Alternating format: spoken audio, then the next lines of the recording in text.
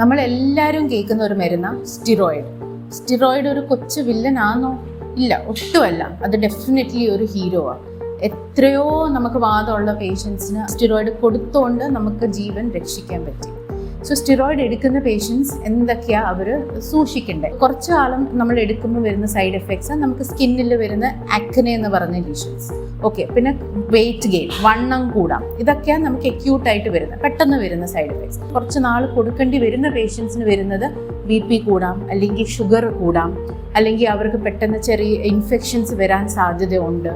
ചില ആൾക്കാർക്ക് gastric ulcers വരാൻ സാധ്യതയുണ്ട്, അല്ലെങ്കിൽ അവരുടെ ബോണിൻ്റെ density, bone mineral density കുറയാം.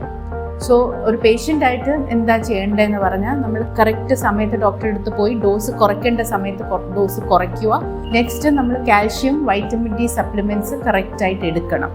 Sugar ഉള്ള ആളാണെങ്കിൽ നമ്മൾ റെഗുലർലി ഷുഗർ നോക്കി നമുക്ക് ഷുഗറിൻ്റെ ഡോസ്, മെഡിസിൻസ് ഡോസ് കൂട്ടേണ്ടി വന്നാൽ അത് കൂട്ടണം.